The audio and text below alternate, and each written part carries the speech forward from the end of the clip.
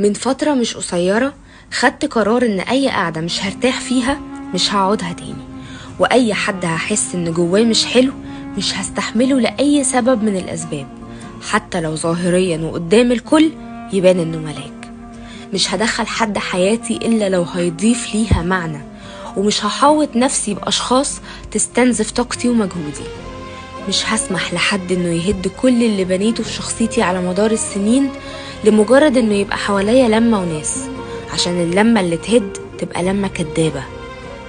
الغربلة مهمة وضرورية، وتصغير الدوائر من وقت للتاني صحي جدا، حتى لو صفصفوا على 1 أو 2 نضاف في الآخر. محدش مضطر يتعامل مع ناس بتتكلم عنه في ظهره وحش ومش طافيين من جواهم وبميت وش. الاحتفاظ بالناس اللي زي دي مؤذي جدا نفسيا، واحنا مش ناقصين فرهدة والله. ورغم ده كله انا واقفة وبسند ظهري لو ما احلى.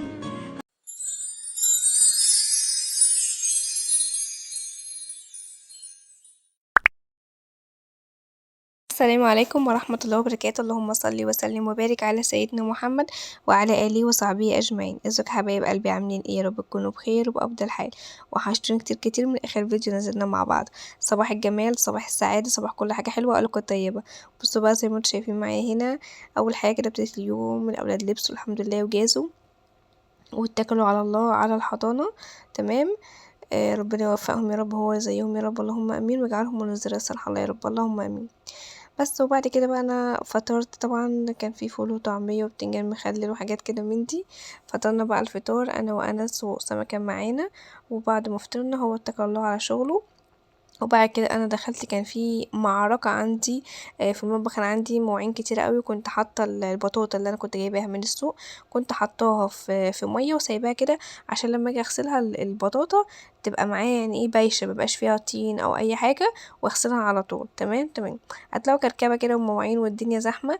بصوا بقى انا كنت متضايقة بصراحة شوية هنا، فما كنتش مركزة، غسلت كل الكمية بتاعت البطاطا اللي في قدامكم دي واللي هي في الطبق الابيض بايدي، ما غسلتهاش بالفرشة. وانا من العادي بغسلها اصلا بفرشة، عشان لو اي حاجة انا مش شايفاها او ما حسيتهاش بايدي ما طلعتش من التراب او الطين والكلام ده، لان هي بتبقى مزروعة تحت الارض، الفرشة تطلعها. فانا بقى المهم عملت ايه، افتكرتها في اخر كام واحدة، فرحت جبت الفرشة وعدت عليهم كلهم وغسلتهم.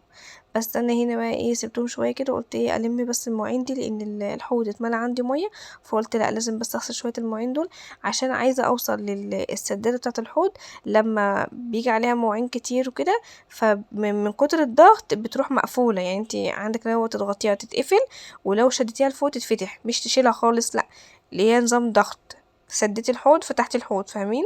فهي عندي كده، فلما بتملي مواعين زي ما انتم شايفين كده والحمل بيتقل، فهي بتروح مسدوده بقى فبتقفل. المهم انا بقى قلت اغسل بقى شويه المواعين دولت، عشان بقى ايه ان انا ايه اقدر ان انا احط ايدي واسحبها لفوق، عشان الميه ما تخرجش بره طبعا وتغرق الدنيا، مع اني كنت غاسله اصلا مواعين ولا شلت مواعين ولا اي حاجه، انا كملت عليها لاني كنت بقى شغاله بقى على مدار اليوم وكده. فتحت لايف بقى وفطرنا وخلصنا، وبعد كده حملت شويه شغل كده والعيال جم، فاهميني؟ يعني موال يعني الموضوع ايه، خد معايا وقت وكده، كنت شغاله كتير قوي، ومن هنا لهنا من هنا لهنا تصوير وتحميل وفيديوهات ومناهدة وواجبات فاهميني؟ كنت مشغولة قوي اليوم ده، وكنت حاسة نفسي ان انا يعني مشنوقة من رقبتي. انا مش عارفة عملت كل دوت ازاي، بس الحمد لله ربنا برضو اللي بيقدر وبيعين والله في الاخر. بس والله العظيم يعني هي بتبقى، بصوا يعني انت انوي النية كده، اول ما بتنوي وبتبدأي بقى ان انت تخشي وتقولي بسم الله، تبدأي تشتغلي، فبتلاقي حاجة بتجر حاجة، حاجة بتجر حاجة. يعني انا مثلا كنت داخلة اقول ايه، انا اهم حاجة عندي اغسل البطاطا اللي انا نقعها دي عشان ما تبص مني خسارة. البطاطا سحبت في المواعين، المواعين سحب في الاكل، الاكل سحب في الحلو، فاهميني؟ كله ورا بعضيه. هو لما بتيجي تشتغلي كده الدنيا بتمشي، بس اهم حاجة لما تيجي تخشي تشتغلي اكلي عيالك. ده رقم واحد، لازم تعملي اكلي عيالك. يعني ما تسيبهمش بالجوع، لان مش هتعرفي كل ما انت هتتخنقي ليه، لان هيبقوا داخلين خارجين ماما يا ماما يا ماما يا ماما يا ماما يا ماما، مش هيسيبوكي.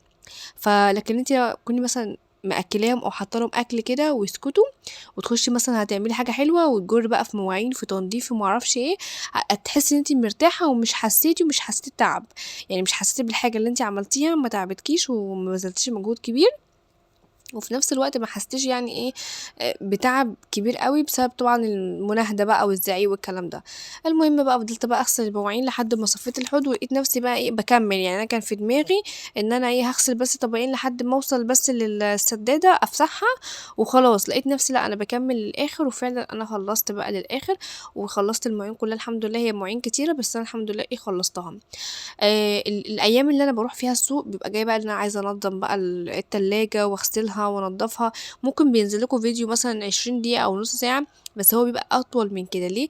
لان انت ما بتبقيش لوحدك، بيبقى معاكي اولادك، فبيبقى في بقى كل شويه تسيبي اللي في ايدك وتروحي، تسيبي اللي في ايدك وتروحي، فاهميني؟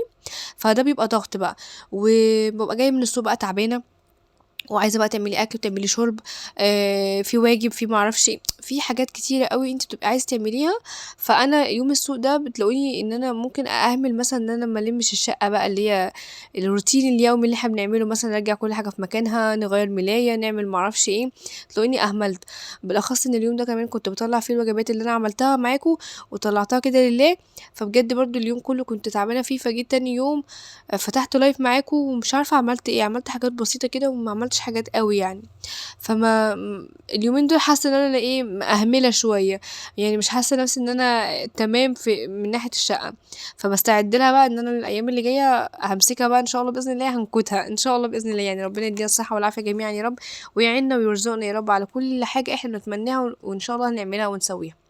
المهم انا غسلت المواعين. بصوا بقى، من ساعة ما علقت الستاند وعملت كوفي كورنر ده لأسامة، الكاتل وكوبايات الشاي والكلام ده، فلما الكوبايات بتنقص وكنا انا بغسل المواعين ويعني بغسل المواعين في كوبايات احطها في المطبقية، فباخد الكوبايات اللي هي ناشفة تمام، اللي انا مثلا بقالها يوم يومين، باخدها وبطلعها وبحط بقى ايه مكانها اللي انا لسه غسله ده، تبقى موجوده في المطبقيه، والناشفين دول انا بحطهم في الستاند اللي هو الاحمر اللي في الزاويه ده، بحيث ان هو ايه يعني هو عايز يعمل كوبايه شاي، انا جاي اعمل كوبايه شاي، ما اقعدش ادور، لا هي موجوده بقى كوبايه الشاي والسكريه والشاي وكل حاجه موجوده والكاتل، فكلها في زاويه واحده، كلها في مكان واحد، فاهميني؟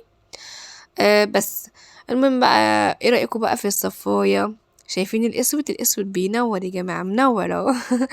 طبعا انا دهنتها من جوه ومن بره الاسود، فشكلها بصراحه جميل، وتحس ان هي نطقت كده وبقت واضحه وظاهره. بني برضو كان تحس ان امي كل شويه ابص لها اقول لها انا هجيب واحده جديده، انا هجيب واحده جديده، وارجع اقول طب ما عندي اجيب غيرها، لا ما هي موجوده، لا بلاش منها، فاهميني؟ كنت كل شويه كده بقى. هنا بقى انا كنت خلاص خلصت المواعين كده وغسلت طبعا الحوض ونضفته زي ما انتم شايفين كده. هبتدي بقى ان انا امسح كل الميه اللي على الرخامه ديت، واغسل طبعا الفوطه، وانزل كل بقى الرغاوي بقى والميه اللي هي مكان الصابون بقى مواعين وكده، وغسلنا وخلصنا. وابتدي بقى اروح جايبه بقى البطاطا وابتدي بقى اكمل بقى ايه غسل فيها، هي نظيفه مفيهاش اي حاجه، بس عارفين بقى اللي هو تحسبا انا ايدي مثلا ما حسيتش بالحته ديت، ايدي مثلا ما عيني ما شافتش مثلا الحته دي، فاهميني؟ الفرشه اصلا بتبقى اسنانها رفيعه جدا، وانت رايحه جايه كده بتمشطي اي حاجه بقى، فاهميني؟ بتروح رايحه انت حتى القشره اصلا الخفيفه اللي بره دي لونها بيغير معاك وانت اصلا بتاعك بالفرشه.